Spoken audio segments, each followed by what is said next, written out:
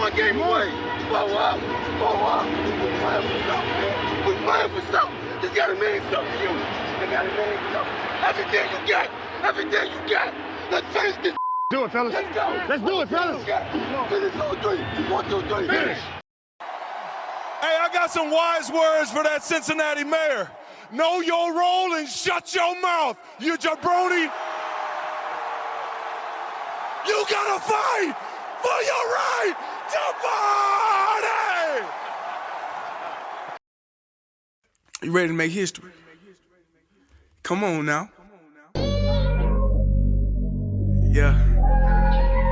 You know, there's these two words. And when I say them, people get goosebumps because they know what happens next.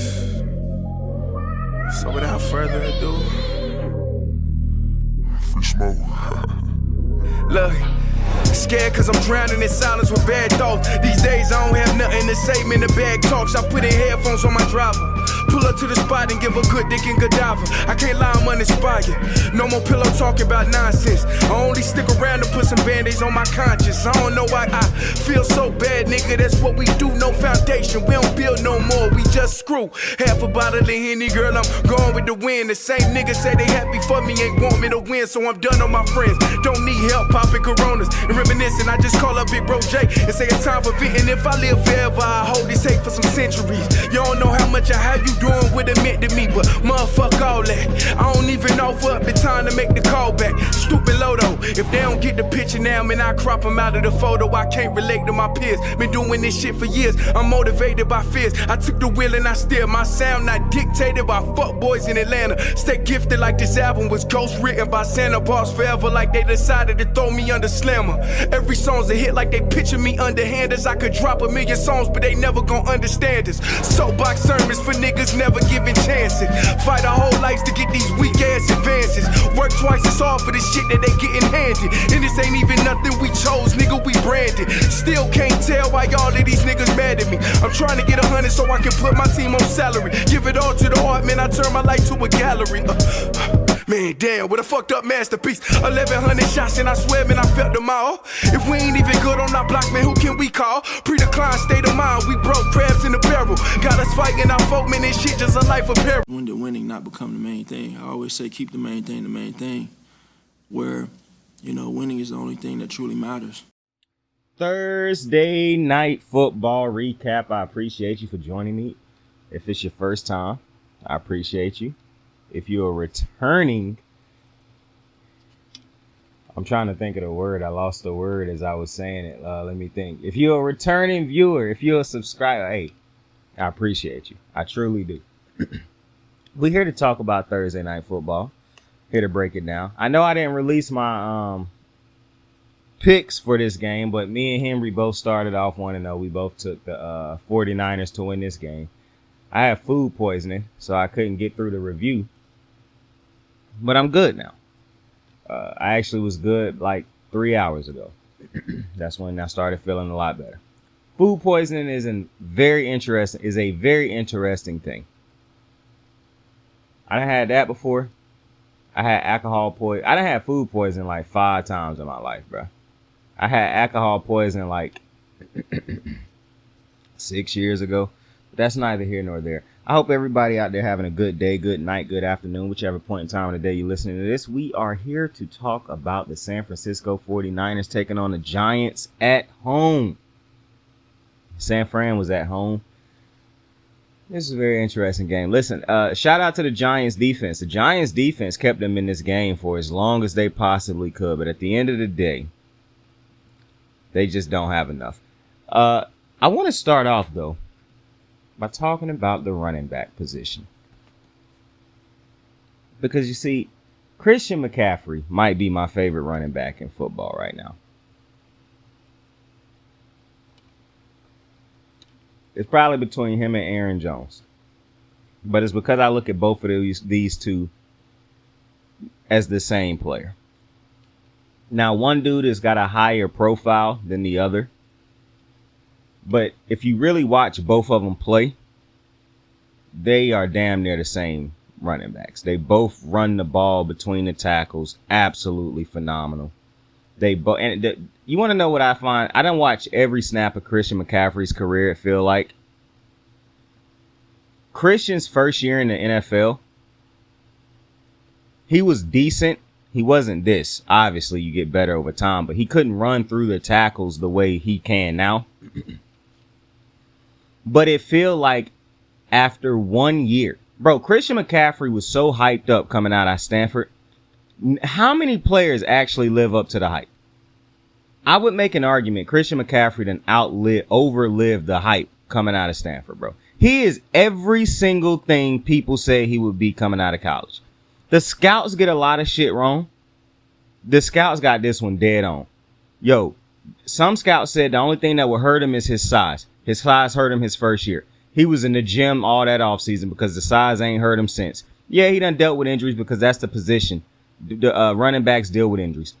But when you look at Christian McCaffrey when he is on the field, I don't know if it's a running back I'm taking over a healthy Christian McCaffrey, bro.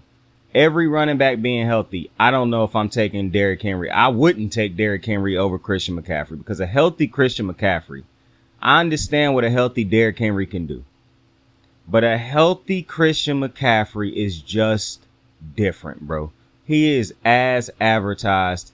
If not, bro, you can make an argument they undersold Christian McCaffrey coming out of college. Because my goodness, bro. This a white running back. That cannot go undersold, bro. Like, this is a white running back, bro. Dominating. Multiple years of his career. As a matter of fact, you can make an argument every single year he has played and he has been healthy. Aside from his first year, you can argue he done been the best running back in the league or a top 5 running back. Obviously, Derrick Henry done had his years. Christian was hurt a lot of them years. But when healthy, you can line him up outside, throw him in the slot, catch from out the backfield, run as good as any running back in the game. Elusivity is ridiculous. His football IQ. He's not fumble prone. He don't cough up the ball. He don't he not one of them dudes who catch the ball and he catches with his hands. And he's a running back, bro. Christian McCaffrey is just a joy to watch. And when I watch him, I'm reminded that you are so wrong if you are in that camp that running backs do not matter. I don't even care that y'all say running backs don't matter. Great running backs matter. San Francisco could make this trade with the Panthers 1,000,000 times over and give up the same capital every time. And you could never say they lost this trade because of what Christian McCaffrey has done. He is carrying this team as far as the offense. And I know they got a lot of weapons on offense, but it starts with Christian McCaffrey. And that was even more evident. And you know what's crazy? I done watched a couple 49ers games. I don't watch as much San Francisco as I watch a couple other teams. And that was very evident to me tonight after watching this game because boy, I saw some things. But in continuing to praise Christian McCaffrey, I just hope that this dude can stay healthy for as long as possible. I hope his body can just remain at its peak, bro, because I love watching Christian McCaffrey play. I just think he is one of the best players in the league when he is healthy. Just the multitude of things he can do, bro. One of my problems with some players is they do so many things. They good at a lot of things, but they master nothing. Christian McCaffrey is a master at everything he do, bro. Like, I just think this dude is unreal, bro. Watching him play, it makes no sense, bro. It saddens me, really, that he never got a chance to play with Cam Newton in his prime, and Cam Newton in his prime never got a chance to play with Christian McCaffrey in his prime. It hurts so much, bro, when you see that type of talent, bro, not get an opportunity to play with each other because of injuries and all these other type of things. But seeing Christian McCaffrey, bro, the trade was perfect. And when I think back now, looking at Christian McCaffrey and what he's done since being traded to San Fran and how hyped I was at the time of that happening and telling you that it was going to be a great trade, I'm now even more, what's the word I'm looking for? I'm more encouraged by the thought of Miami or Baltimore trading for Jonathan Taylor. Jonathan Taylor is a good running back, a great running back. I don't think he Christian McCaffrey because he's not the receiver that Christian McCaffrey is. And in all honesty, that will more than likely always separate Christian from all the other running backs. That's why I think the two running backs on his level is Alvin Kamara when he healthy, and Aaron Gordon and Aaron Jones when he is healthy. Those three running backs to me just provide something that most running backs don't provide on a down-to-down basis. Some running backs on the game, this game they might do it, and then a couple games they might be a receiving threat, and then but for the most part, McCaffrey, Kamara, Jones, every single game you have to worry about them going out and lining up at a receiving position and doing damage out of the backfield. They are three running backs that could legitimately go for 100 yards receiving and 100 yards rushing. That is how great they are. And because of that, that will always separate those three, in my opinion, when they are healthy at their best than the other running backs in the league. However, actually, no, it's no however. It's no however. But that it is a however. With that being said, I still think Jonathan Taylor is a fun. Now, he is that second tier, and the second tier is not really a second tier. It's still the first tier. It's like having an A tier and an S tier. Those three running backs is S tier running backs, in my opinion. The A tier would be S tier if those three couldn't do that extra thing that they can do at such a high level. The Derrick Henrys, I don't even know if Derrick Henry would fall in this category anymore. He done kind of, it's kind of, the running, all that running starting to catch up with him, I feel like. But Jonathan Taylor on a great team, I'm even more encouraged by seeing how great Christian McCaffrey is when he got to a great team. Jonathan Taylor on Baltimore, Jonathan Taylor in Miami. These are phenomenal options, in my opinion. I'm not even going to lie to you. Jonathan Taylor could probably fix a lot of the issues. No, he couldn't. No, he couldn't. I was going to say with the Chargers, but I think with the Chargers, they deeper than just getting talent on offense at this point. This team got, oh boy. But I love Christian McCaffrey, bro. I love Christian McCaffrey. And to me, he is further proof that great running backs matter. Plain and simple. Now, great running backs like Christian McCaffrey matter even more when you realize Brock Purdy might not be, well, listen, I said this last year because I did watch a lot of San Fran last year, so I don't even know why I said I don't watch a lot of San Fran, because I actually do. My cousin is a San Francisco fan. Well, he was a San Francisco fan. Brock Purdy, I watched Brock Purdy, and I said multiple times, I don't think they winning games off of Brock Purdy's talent, but that's fine because he's not being asked to have his talent win them games. He just got to go by the game plan. We've seen multiple quarterbacks have to play like this and have success. This was a rough night for Brock.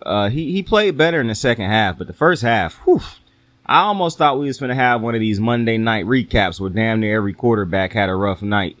Because this wasn't a good night for Brock overall, and it wasn't a great night for Daniel Jones overall either. But the beauty in Brock Purdy struggling is I got Christian McCaffrey. I got Deebo Samuels. I got a great offensive line. I got George Kittle. I got Kyle Juszczyk.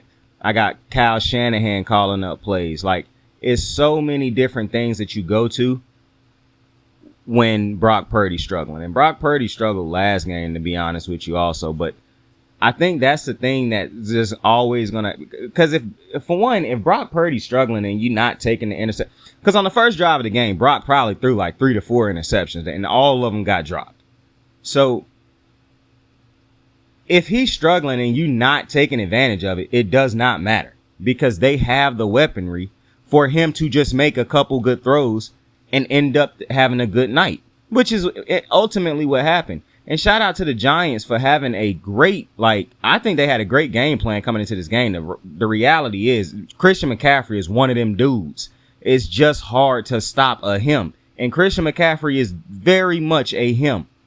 And so I'm not faulting the Giants for that. I like the Giants. The majority of the talent on this team is on the defensive side of the ball.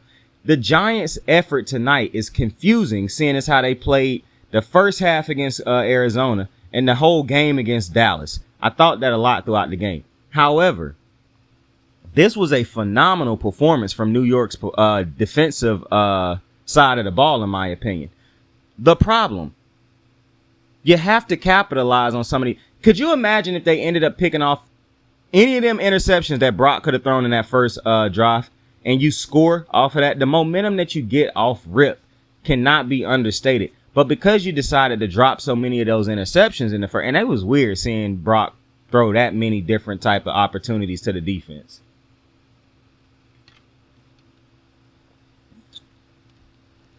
And that wasn't the only time he gave an opportunity to the defense, but it was just so glaring on the first drive that, like, yo, he could have thrown like 3 to 4 interceptions on this first drive. And they still got 3 points from it because because New York's defense decided to just keep dropping turnovers. Now, San Francisco did get bailed out a couple times with some bad penalty calls, in my opinion, but I really don't have the time to continuously argue about these dumbass roughing in the passer calls. And today, like, it's so many calls in the NFL right now to me that's just absolutely buffoonish. And the referees is damn near getting to NBA levels of bad. I don't understand how you can see, like, bro, Christian McCaffrey had a run in this game at one point in time, and it was a face mask on it, but they didn't call it a face mask. Why? But we replay it and we keep showing the face mask. You don't stop to call that call, but we'll stop the game to make some other egregious, ridiculous call. So I'm confused by all these bad calls altogether. So that's why I don't really go lean into it too much. It's just certain times where I'm really getting mad about, like, situational bad calls is really what pissed me off the most. Calls that don't have to be made that you make. Like the Giants got mad on one of these drives where they had, it was a very clear interference where the defensive back still made contact with the receiver after 5 yards. And they acted like this was a big thing. Like, bro, he clearly committed a penalty. I have no problem with stuff like that. But when you making 50-50 calls in huge situations like in the Super Bowl that essentially ends the game that you can just wave off, that's ignorant. We don't pay you to end the Super Bowl like that. I don't care what you feel. That's a 50-50 call, bro. That call can be argued both ways. This call right here could not be. So I understand there's going to be people who mad about that, but I don't think that's why the Giants lost this game. The Giants lost this game because they could not capitalize off of the Brock Purdy mistakes that essentially turned into nothing. And listen, the way the Giants run their offense, bro, any team that do a lot of dink and dunking will eventually throw interceptions towards the end of the game once defenses start to come up and play it. And that's just the reality of it, bro. Listen, the offense for the Giants looked good for different portions of the game, but that's really more so because of broken plays. The majority of these throws ain't even going past 5 yards, bro. Like, I don't really understand. To me, this is much like the Justin Fields situation, the Zach Wilson situation. Any quarterback that's not, and that's what's confusing when people go at Lamar Jackson, because Lamar Jackson ain't never been a dink and dunk quarterback. Never. Lamar Jackson had multiple years where he throw for well over 6, 7, 8 yards per attempt. You seeing quarterbacks like Daniel Jones struggle, and he not even putting the ball down the field on a consistent basis.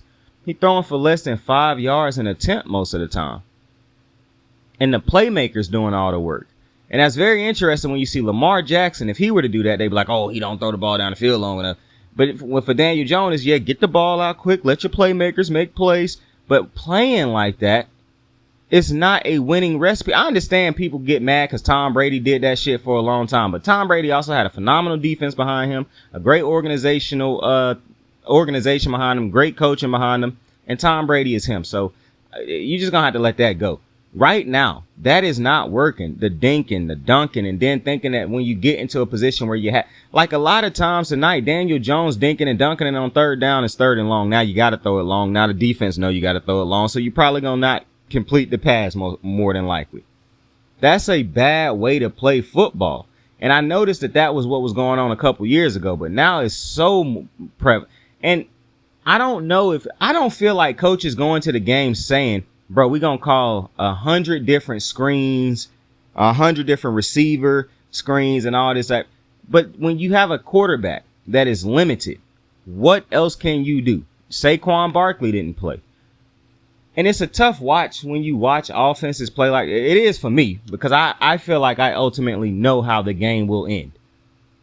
Especially when you play against a team like San Francisco that's not offensively challenged. They might have a quarterback who is limited, but they don't seem to be offensively challenged because they have a phenomenal group of offensive skill players, and offensive play calling is great. And it's not just offensive play calling, bro. It's the game plan as a whole. You watch Kyle Shanahan, and it looked like the San Fran going to games with a game plan. You look at a lot of these teams as dinking and dunking. It look like they're trying to figure it out drive by drive. That's what's happening when you got bad quarterback play. It's a reason John Harbaugh can trust Lamar Jackson, because while they might not have the pieces all the time, he got a player who he can trust. We know what we going out there doing on a weekly basis. That's what had him so punch drunk on Greg Roman for so long. Because when you have a talent like that can make things easier, because he can go out there and be consistent and win on a consistent rate, it can fog shit up when things aren't as going as they could be going in a better situation. This ain't that. Daniel Jones, not Saquon, Daniel Jones, Justin Fields, Zach Wilson, and I can name the Baker Mayfield. These guys who have to have game plans written out, drawn out, and go to the T, or you're gonna lose it. This is not what, bro. You cannot win like this ultimately, bro. And because that is the game plan for the Giants on a routine basis, to go into the game and basically figure out what we're going to do every drive. Maybe Saquon might pop one on this drive. Maybe the defense might struggle on this. You don't go into a game saying to yourself, we will dominate at the point of attack because we can do X, Y, Z great. What do the Giants do great? I can't even say they run the ball great with Saquon. And when you do nothing great, it's two things that happen. You go into a game guessing and hoping, and the defense go into a game knowing we don't have a game breaker. We lose this game if we play like shit. And that's what happened. And so it was a play in this game where I like Herb. I don't know why he was blaming one of these drops on it shouldn't even been a drop. Daniel Jones overthrew a 6'6" tight end, bro, who you could have just hit in stride and would have picked up the first down. Some reason Herb defended Daniel Jones. I don't know what you thought Darren Waller could have done on that play, bro. Like, and I get it. If I'm Dayball, bro, if I call plays down the field, Daniel Jones not accurate.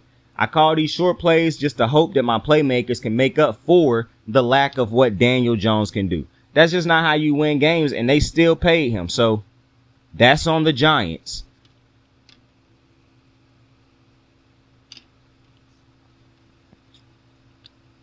Another thing on the side of the 49ers, I absolutely love George Kittle. George Kittle was also one of my favorite players in the league to watch at his position.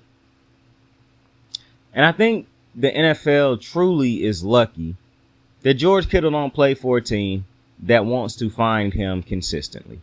If George Kittle played for the Ravens, he would have insane stats. And George Kittle was great with San Fran. But George Kittle, if he played for an offense that religiously looked for him, bro, he would put up 1,000-yard seasons. George Kittle is unreal. Yards after contact, his ability to stay, like his balance, bro. I don't think people talk about enough how good this dude regains his balance. Like, George Kittle is so good, bro. And that's why a team like the Giants is not a consistent offense or don't know what they're going to do on a game-to-game basis. It's going to be tough for you to beat a team like San Fran with a Christian McCaffrey and a George Kittle.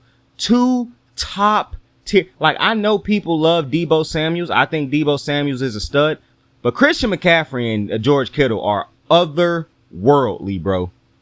Like, it is ridiculous how good those two are, bro. And I just feel like if George Kittle got 10 targets a game, oh my goodness, the difference that could make for San Fran.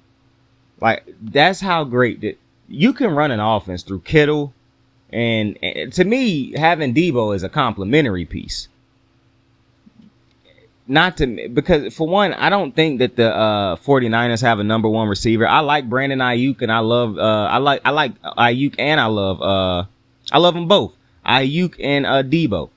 I just don't feel like neither one of them. And it's not because of height, because height is Tyreek Hill is not 6 foot something crazy. And that is a number one receiver. You know how I feel about Tyreek, bro. That's the best receiver in the NFL to me, bro. Like, it's not a lot of players that I don't watch in my lifetime where I'm watching them and my jaw is consistently dropped, pause. And I'm just in complete awe of how this man is doing, or this woman is doing what they are doing. Tyreek is one of them. Like, when I watch Tyreek Hill, I am floored by how this dude. That's why I was so irritated when people used to say he a slot receiver. Because I'm like, bro, do y'all not watch these Kansas City games all the way through? He is going up over dudes on the outside, lined up outside at the 1-2 receiver spot, just going straight up over dudes, high pointing footballs, bro. Cornerbacks is taller than him. He just straight up going up over him if he ain't outrunning him. That is special. I knew it from the moment I saw it, bro. Like, Tyreek Hill is different. That's also why I was irritated when people was trying to say Tyreek gonna be bad once he no longer has Pat Mahomes. That's how I know most of y'all just be watching football to watch it. Y'all don't actually watch it and understand what you are watching. You take the results off of face value, but you don't actually be analyzing the game as you watching it and breaking down what you're seeing. Because if you were, you would have known Tyreek Hill was still gonna ball out in Miami like I predicted. And it didn't even feel like a prediction because I knew he was going to ball out in Miami. It literally was no doubt in my mind that he would ball out in Miami, bro, because he is one of them dudes. He is one of them hymns. But for the Giants, you start 0-2. And that's tough because, you know, you're in a division. Now, people going to keep saying, oh, you know, the NFC is a bad division. I mean, a bad conference. So they might be able to make a play. I ain't worried about none of that till that come around. Right now, I know you're 0-2. You're last in your division. I mean, you 1-2. Every other team in your division has yet to lose. It ain't looking good for you because people kept saying y'all gonna make the playoffs because y'all gonna because of the bad conference. What if y'all one of the worst teams in the fucking conference? Did people put that 2 and 2 together? Because right now they last in their division. Washington ain't lost. Dallas hasn't lost, and neither has Philadelphia. Now, speaking of Dallas, it is with great sorrow that I report news that has already been reported that Trayvon Diggs tore his ACL in Dallas Cowboys practice today. Now, if you watch the channel, if you watch these shows, you know I absolutely love Trayvon Diggs. You know how much I go to bat for him on this show. You know how much I go at Twitter haters, mindless idiots, for consistently trying to go at him. Trayvon Diggs, to me, is a top 3 cornerback in football. I don't even know why I gave that extra slot because he's number 2 to me behind Jair Alexander. It sucks that this man just tore his ACL because the season he was having, the season the Dallas Cowboys defense is having right now, the potential of what they could have done at the end of the season. To me, this does hurt them because last year, the problem with Dallas's defense was you could just go opposite of Trayvon Diggs. Now, you just go opposite of Stephon Gilmore. And you couldn't do that before because you can't go opposite Trayvon because you got Steph. You can't go opposite Steph because you got Trey. Now you just go opposite of Stephon. And I hate that. Because this is you always hate it when a special talent get hurt. And that, cause to me, this is just like the Aaron Rodgers injury, bro. Like, I know Aaron Rodgers completely shot the hopes of the Jets when he got hurt. But to me, this is borderline the same thing. You lose Trayvon Diggs, that completely changes the defense. Before, Dallas didn't have to win, but it was lovely to know that they could always win. Dallas got to win now because you do have a hole in your defense now. And I like Malik Hooker, but he is safety. You have a hole in your defense now that can be exploited by great teams and can be exploited throughout the entirety of a game. And Stephon Diggs not going to be perfect for every snap of a game. Malik not going to be perfect every snap of a game. You're not going to win and get home at the quarterback every snap of the game. So this is a huge loss. So to the morons out there who say, oh, well, it ain't a quarterback, so it really don't matter. No, it definitely matters. I done seen teams. Listen, I done been a Baltimore fan my whole life. When Jimmy Smith went down, I saw how that changed the defense.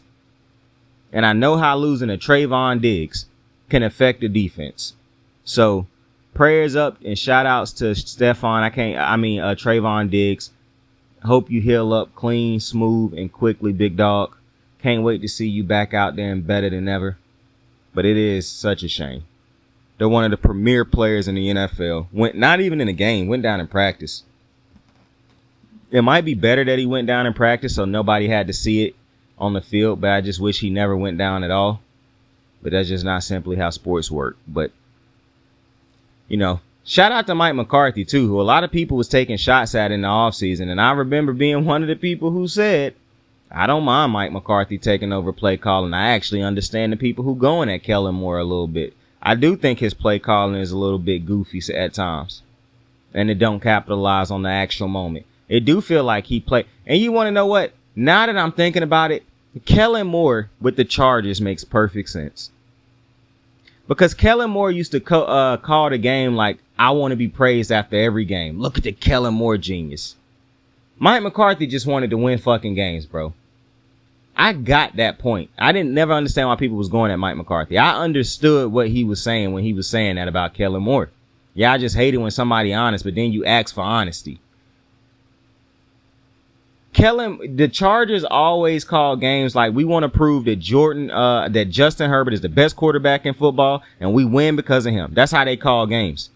So it's perfect that they have an offensive coordinator now who would call games the exact same way. It was a match made in heaven the whole time.